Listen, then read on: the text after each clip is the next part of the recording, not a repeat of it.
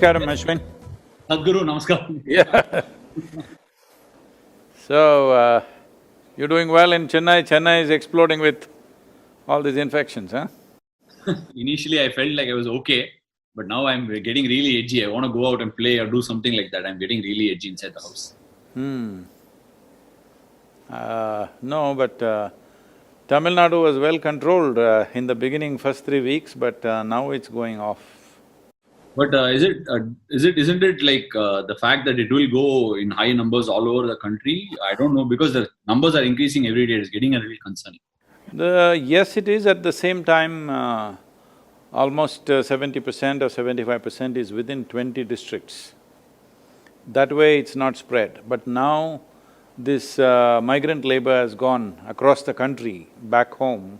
So will they spread it there is a question.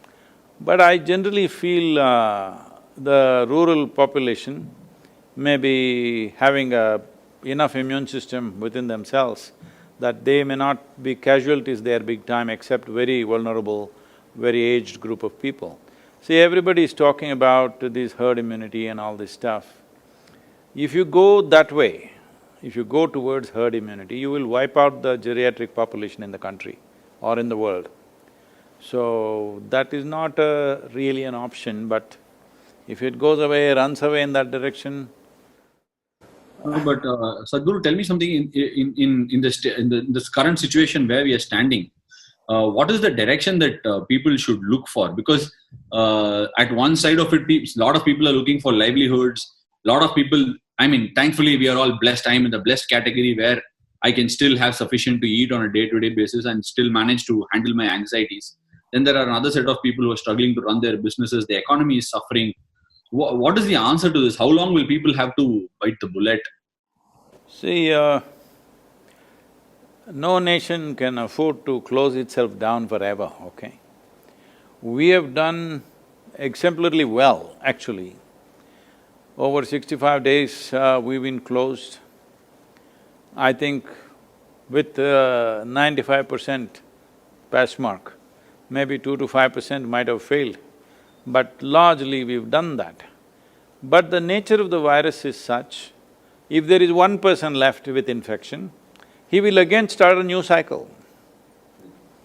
That's how it is, because even if you have been infected once and you come out negative later, still you're vulnerable to infection. That is what we are seeing. So having said that, it is… unfortunately, maybe in the end we only have to think of herd immunity, but that will be a terrible thing because our parents, grandparents will all get wiped out. That's what it means. So, there is… see, there is no clear voice from the scientific community anywhere in the world to say this is the nature of this virus, we can do this. There is no clear voice about that because nobody has figured out what exactly it is. There is still debates going on. I was talking to, this Global Doctors Association, and they are saying every day they are publishing now, writing 128 papers per day is being done, thousands of papers. Every day somebody is discovering something new about the virus and they're writing on it, 128 per day average is happening. So, that means we are that confused, all right?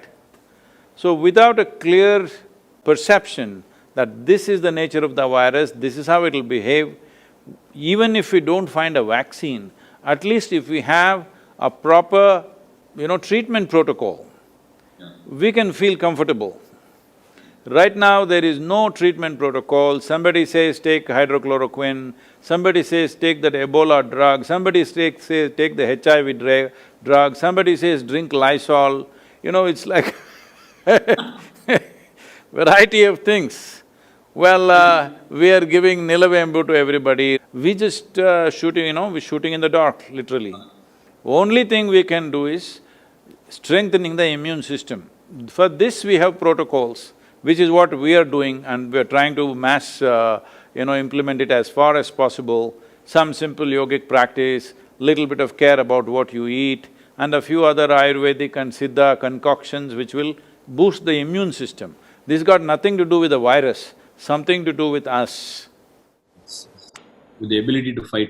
Sadhguru, just one more question I've been wanting to ask, and I seem to find it very difficult to get answers very clearly. You can ask me any question, don't throw me carom ball and all, I'll hit it for a 6, be careful. No, I'll come to your cricket abilities very soon, Sadhguru, because I've seen you play all sport. I want to understand, what are you? Are you a bowler or a batsman, Sadhguru? I was an all-rounder in the school, but once I got to college, I got more involved with field hockey and kind of dropped my cricket. Okay, but did you find cricket exciting or hockey was a better sport? Hockey was more exciting because you're always on your feet and doing something. Cricket today, the way you guys are playing, whatever 2020, all of you are on the edge. But otherwise, those days, if they put you on the boundary, you just stand there for 20–30 minutes doing nothing in the sun, okay? So, it was not my cup of tea. Sadhguru, the question I wanted to ask was, in general, over the last… I've lived for 30 years, so in the 30 years, whatever has been struck, a massive earthquake in Christchurch, a tsunami in the borders, Indonesia, India, all these borders, for everything that has sort of been very emergency, we have found a mechanism to deal with it, right? At least, if not then and there, we've had a tsunami alert system, an earthquake, a resistant building mechanism, alerting people. All these things are always come about, and we boast ourselves as a very modern tech. We're very, very advanced in terms of technology. How did we not see this coming? And like literally you said, 3–4 months, and most people are not able to come up with an answer. Isn't that scary? Well, see, whenever major events happen, we find answers for tsunami after the tsunami is over, all right? So next time, will it work the same way? We don't know. But natural calamities, there is a history of thousands of years of memory and history and experience of it. Even though we are surprised sometimes, we still know what it is because it hits you at a certain time and it's over. If a tsunami happened, 10,000 people died, that's it. It's not going to come every day and kill you, that's a different kind of thing. So, earthquakes have happened in Gujarat and all, it killed nearly, I don't know, from 100,000 people, I think. So, but it's a one-time thing. Only thing is, it also destroys your property. This leaves your property, just cleans you up, all right? This is a different kind of thing. This is the nature of virus. In the last 50 years' time, of the 335 diseases, nearly 70% are zootonic. That means they've come from the animals, either bacteria or virus. So this particular virus is not a deadly killer. That is the advantage and that is a big disadvantage. See, when the influenza and other things happened, what is called the Spanish flu today, it just killed everybody. When the plague came, it just wipes out a whole village. So, the response to that was different. Here, the problem is most of them are asymptomatic. Nearly 80% are asymptomatic and they're going all over the place spreading. There's no sign of any illness. So it's like you're sitting, you and me could be carrying it and we don't know because it doesn't show any signs. That is the biggest problem, and it is largely aiming only at vulnerable population. It is not going for the general population. Below 1 year of age, infants, and over 65, 70 years, and in between, for some reason, if their immune systems are not strong enough, or if the exposure is too heavy, like medical personnel are dying, police are, unfortunately it's taking a toll, that is because of the level of exposure. So having said that, why we don't have an answer is, definitely there is something strange about this, but at the same time, at any time when we had these epidemics and pandemics, especially the virus attacks that we've had, we never figured it out, it just went away by itself. Because virus doesn't see you as an enemy, it is seeing you as a habitat. So it is not interested in killing you. Probably in a few months, it will learn the nature of or the strength of the human system and adjust itself, kind of mutate itself to a lower level of intensity where it can live with us. Right now in our bodies, millions and millions of, viruses and bacteria are living with us right now. For example, tuberculosis for example, if you take it, Right now, India has set a goal by 2025, we'll get rid of tuberculosis. The basic test that is done for tuberculosis around the world is called Manto's test. If you and me go for a test, any Indian goes for a test, we will all show positive. We all have tuberculosis bacilli, but we don't have the disease. But all Indians have it. So, the tuberculosis bacilli, we want to eliminate by 2025, but they're all living with us and we have no issue, most of us. Only if its concentration goes to a certain point, it becomes a disease. Otherwise, almost all Indians carry this quite normally.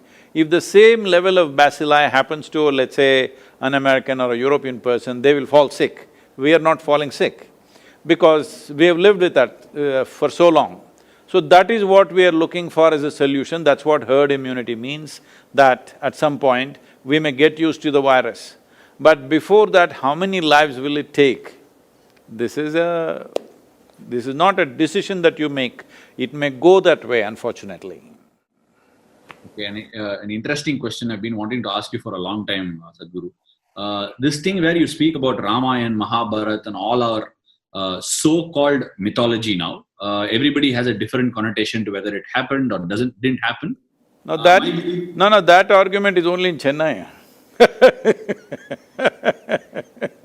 Whether it happened or not. These are beliefs, I do not want to get into it, but you said something very interesting when it came to all these epics or mythologies, however you seem to believe. You said there is so much to learn rather than testing the authenticity of whether it happened or not happened. Right. Do we have anything tracing back to those times in order to deal with such a situation that we are in right now? See, the advantage that those times had was the concentration of population has never been like this, okay? So if it did happen, let us say it happened in Ayodhya, it would not come to Chennai for sure. Only Rama came, he should have brought, but 14 days quarantine would have happened by the time he walked down. He walked through the Ram Setu dam the thing as well, so it must have gone there as well, not a problem. No, by the time he walked from Ayodhya to Tamil Nadu border, more than 14 days, so quarantine was over. And he must have walked through, right? Yes, by foot. So it would have taken months, so by then it was over. It's because of air travel. It is essentially because of air travel, so quickly it's across the world. Right. In fact, I felt like I came into India from New Zealand in March when the virus was actually hitting through the, Singapore and the Chinese region and going into America and all that. At that point of time, it didn't feel like, all of us were sitting inside the zone of saying, you know what, it will not happen in India. There is so much heat, there is so much, in fact, rightly put, so much ignorance amongst the people. Sometimes we shut our eyes inside a closed room and believe there is nothing happening wrong. Even today, I was talking to a couple of my cricketing colleagues and they happened to say, it's become normal. We have to deal with it like cold and fever. We are not yet there, right? No. See, young people may deal with it just as cold and fever. That too if they're, if they have a sturdy constitution. But that's not how it is. People are just falling dead all over the place. When nearly 500,000 people have died, you can't say it's cold and fever. But at the same time, every year, influenza in America kills 50,000–60,000 people, like this.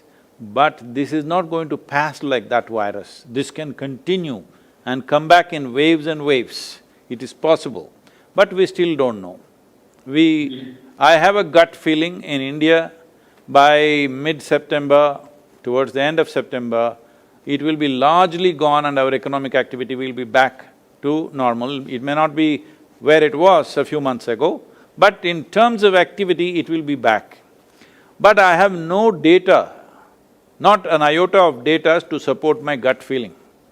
There's no data. No, gut feeling is the best feeling that we all can have in terms of reassurance. But just on another note, Sadhguru, I saw some article and some video where I'm sure you're aware of Leonardo DiCaprio, who's doing a lot of things with regards to climate change. He had put out a tweet and an Instagram post saying a lot of people who have been affected by pollution over the years are tending to receive this virus in a very, very, detrimental fashion. is this virus in any way relation of what we have done? You said there is something funny about it. Any relation to what we have done to the environment and how we have, just polluted and populated it all over the place? Is it our doing? Population is definitely our doing. Pollution is also our doing. All right, is there any doubt about it? No. Anything other than that, environmentally, how we have, not respected nature over the years? See, right now, one of the major reasons why people are dying because of the virus is hypoxia. That means not enough oxygen in the system, so lungs collapse after some time, whatever happens, other systems fail. In a way, if you're living in an Indian city, or let's say any big city, particularly Indian cities, in many ways you are heading towards hypoxia if you just travel on the let's say Chennai, Mumbai, Bangalore roads for 1 or 2 hours every day, in open, suppose your car is not air-conditioned and you're open, like on a two-wheeler or you're just walking, then definitely the oxygen levels in your blood will be lower than what it should be. So definitely you are moving into that vulnerable population region, maybe not necessarily, but you're in the direction at least, for sure. It may vary from individual to individual, but when you live in this kind of atmosphere where oxygen levels are low, carbon monoxide and other particulate matter is heavy, definitely your pulmonary system is not at the same level as it should be.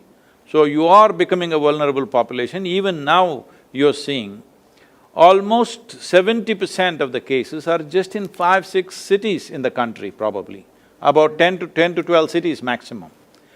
Rest of the country doesn't have it, the rural population doesn't really have it. And one more thing that I've constantly been telling in the ashram, everybody is practicing right now is to stay in touch with the earth. If you stay in touch with the earth, your immune system is always many times stronger than other people. So this is one of the treatments we do for all the patients who come. I must tell you this situation. We used to… earlier, now we are calling it Rejuvenation Center, but at one time we used to call this Isha Yogic Hospital. There was a hospital. So about 10-12 doctors from Michigan area, from the Ford medical system, they came here because they were very interested in the yogic hospital. So I couldn't meet them, they were here for about 3 days and I'm talking many years ago, like about 22 years ago or so. So they came and after the third day, it seems they got very angry, they called me in the morning and said, Sadhguru, their doctors are all very upset, they want to leave right away. I said, what is the issue? We said, we don't know, they're screaming and yelling. I went to meet them. Then I said, what is the problem? They said, you said there is a yogic hospital. We walked around everywhere in the center, there is no hospital here. Oh, I said, okay, your idea of a hospital is that there must be beds, people must be lying down, somebody must be serving them. If you provide that kind of hospitality, nobody will get well. See, children always like to fall sick. How old are your children, huh? They're about 5 and 3.5. Yeah, that 3.5 guy, watch him, because they like to fall sick. Because when they are sick, everybody does mo, poo, poo, poo, poo and all that. They love it, okay? Every child learns at an early age that if you are unwell, if you are miserable, if you cry, you get lots of attention. If you're happy, joyful, screaming and you're dancing around, you don't get attention. This is a thing that every family has to change. So I said, no, that's not the way it is. I had about 110 people on that day who are going through some treatments. I said, see, in this hospital, we wake them at 5 o'clock, 5:30 they have to be there for the sadhana, 8 o'clock sadhana is over, then I put them to work in the garden or in the kitchen or somewhere else where they have to use their hands and everything, and they may get little more rest than others, that's it, they're under medication and practices, but they have to be involved, and especially with the earth, they must be involved. Then I took them around and made them meet all the people who were working in the garden. Our patients were all working hard. So they will want to get well if you make them work hard, always. Because you said that you need to be in touch with earth, I'm asking this. There are two schools of medical treatment, it's not two, maybe more than that. But off late I'm getting attached to this sort of theory where the body knows to treat itself. Are we over-treating ourselves because we get an influenza or a virus? Is there a tendency that we over-treat our body and kind of misguide it? I would say I cannot comment about you as an individual, but as a human population, this generation of people, are we over-treating? 100%, we are over-treating. We are overdoing everything. In the sense, right now, the pharmaceutical industry is bigger than the food industry, I think. Am I right? It I must think be. it is. on becoming the biggest right now. Yeah. The largest industry is arms and armaments. Second largest is pharmaceuticals. The third one is alcohol and tobacco and these things put together. So one is a clear death, another takes you towards it, another pretends to get you back. Having said that, I am not trying to discount the impact of modern medicine. You and me are alive today, probably only because of modern medicine. Otherwise, small things could have killed us. Average life expectancy of an Indian was 28 years in 1947. Today it is 73 or 74, which is a significant achievement for the nation. But that's not happened without vaccines and things like that. Otherwise, anything, smallpox, this, that could have killed us. So, our life, we owe it to modern medicine, there's no question. But in present conditions, at the level of concentration of populations that we have, without modern medicine, I don't think we can survive. Without pharmaceuticals, you cannot survive. There was a time when people lived in nature, there was substantial space for every human being.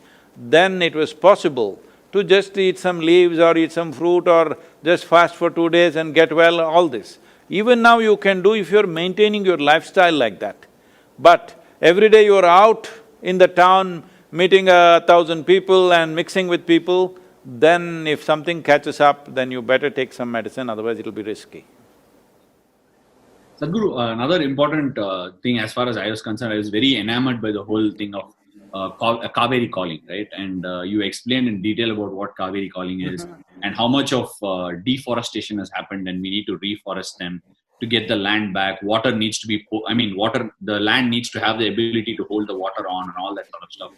How far are we in the zone of rehabilitating? I know it's a long-term process, but how much have we made strides, Sadhguru? See, the significant thing is the Karnataka government announced subsidy for the farmer. For every tree, 125 rupees subsidy has been allotted. Not only that, for somebody who encourages somebody to plant a tree, he gets 5 rupees.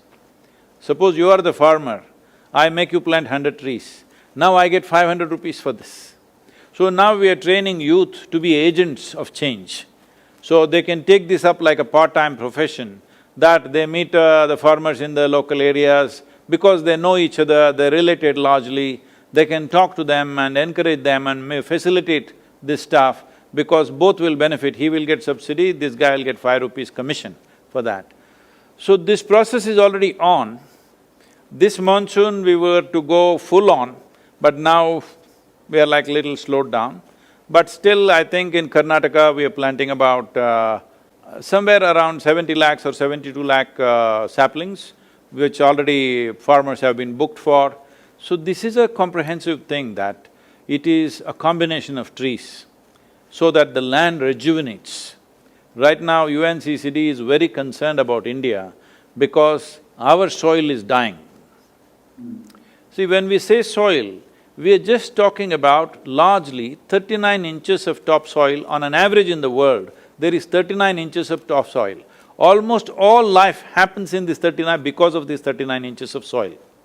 Tamil Nadu and southern India largely considered a blessed land because where we are right now, we have nearly 18 to 20 feet of topsoil, which is a fantastic thing.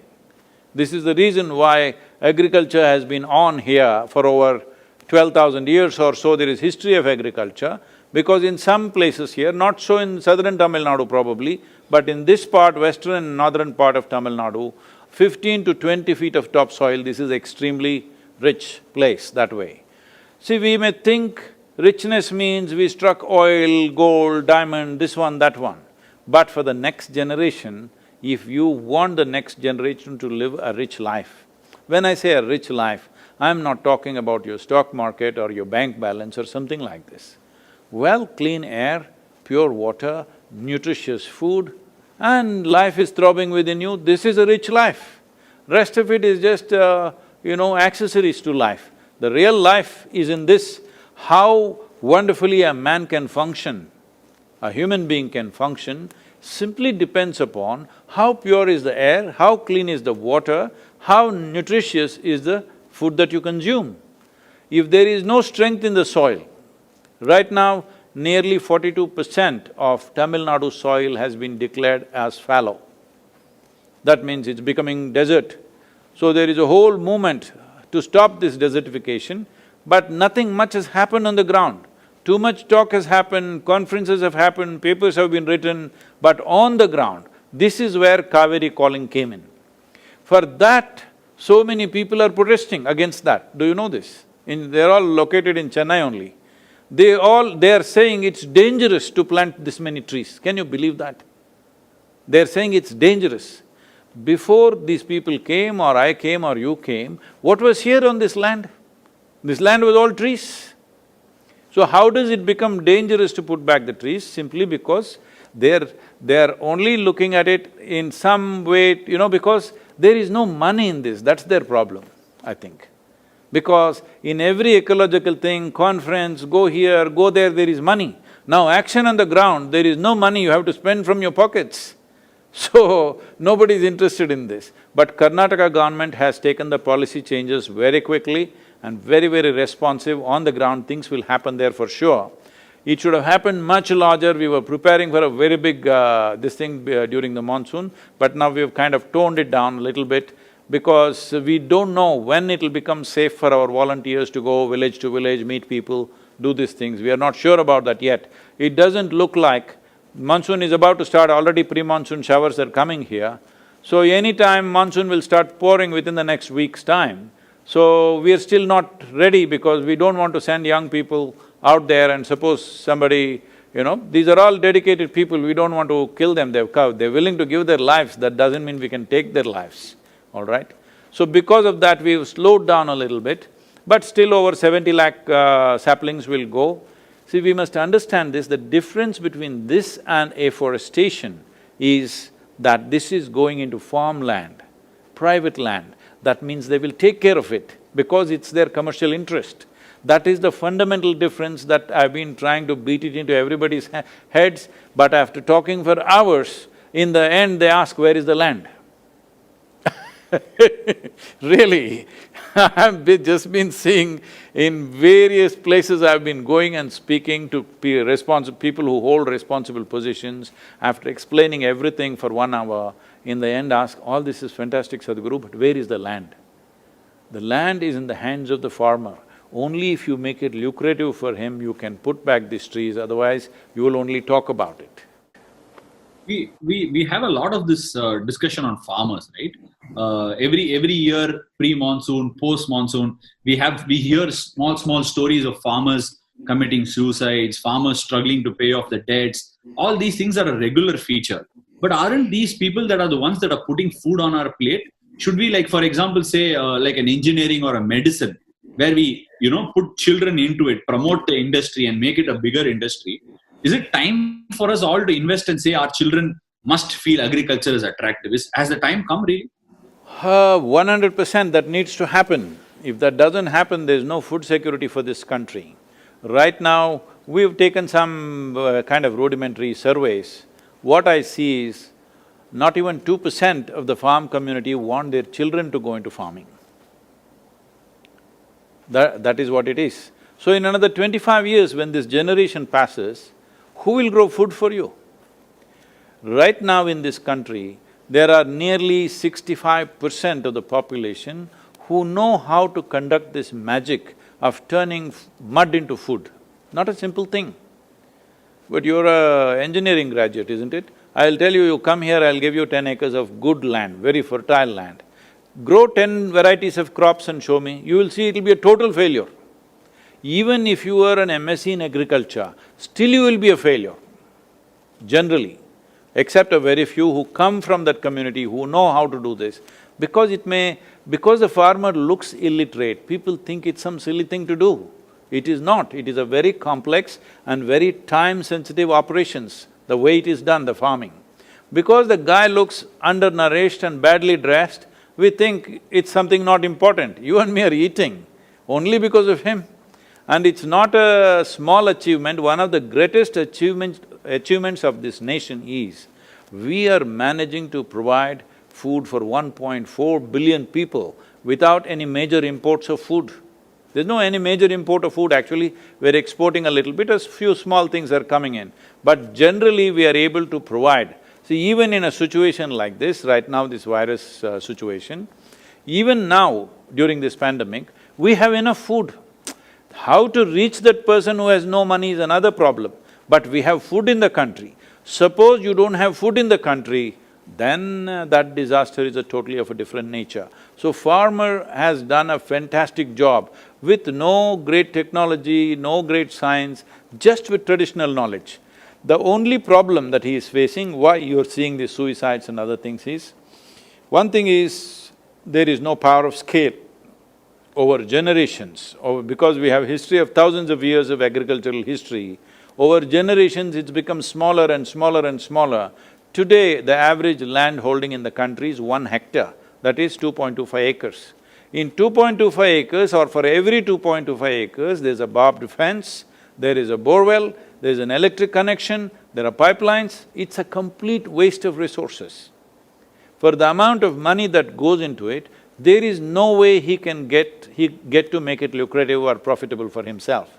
So this is what is leading to this. So right now this FPO movement, we have one of the best run FPOs in Tamil Nadu is run by us here in this region. It's an organization of about 1,200 farmers. Now we are seeing how to scale this to 50,000 farmers. Right now on the ground, nothing much has happened. All we have done is to show them it works. All we have done is, there are 3-4 youth always on the phone negotiating these products. Just with negotiation, their income has gone up 300%. Just with simple negotiation and timing the sale of the produce, this is all.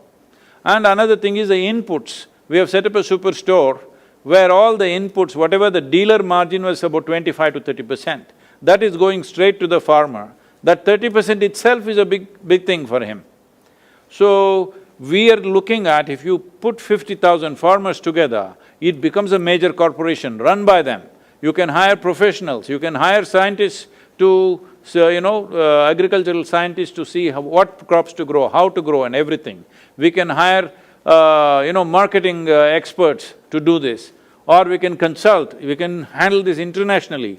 All this we are looking at because from Kanyakumari to Kashmir, the latitudinal spread that we have in this country, the types of soils and weather conditions that we have in this country, 12 months of the year, you can just grow almost anything that grows anywhere in this world. And if we handle this capacity, this latitudinal spread, and 65% still being capable of doing farming, if we handle this right, then we can become the breadbasket of the world. But right now, we have laws like this, that, this compulsory school education is killing the farming, totally. Every child goes to school, by the time he comes to till 10th standard, he need not pass, he just keeps going. Without learning 2+2, millions of them have reached 9th, 10th standard. Only in 10th standard he gets filtered. By then, he is physically not competent to work in the farm, mentally completely in a different way. He thinks he's educated just because he's gone to school.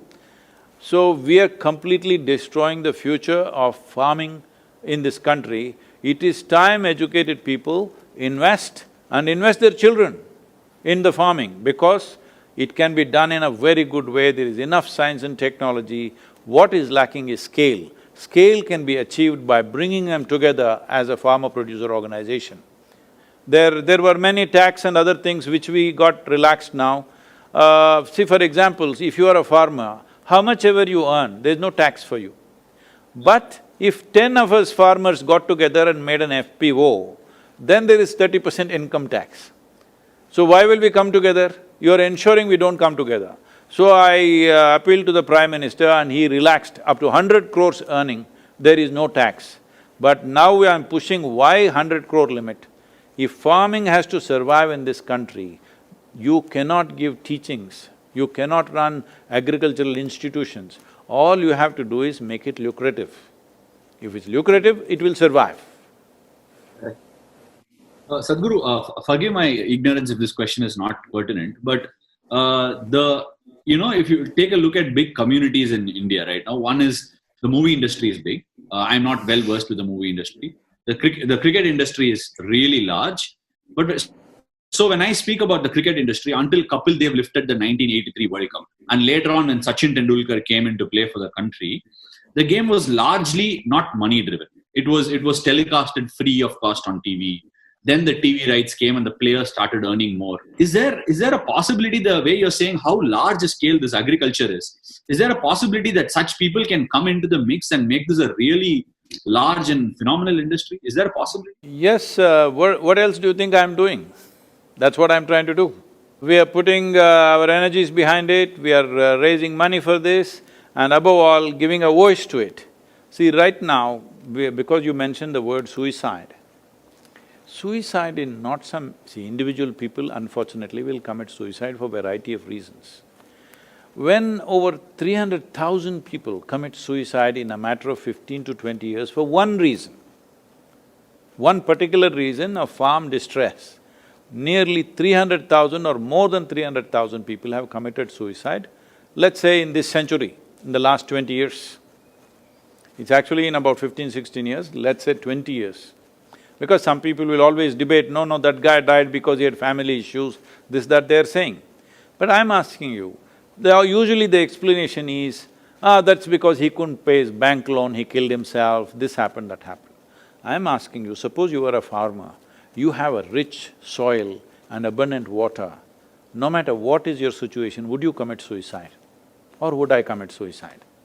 Definitely not. Right now, the distress is the soil is so poor. Soil is so poor. Why did it become poor? You can keep the soil rich only by putting organic content into it. See, soil is full of life.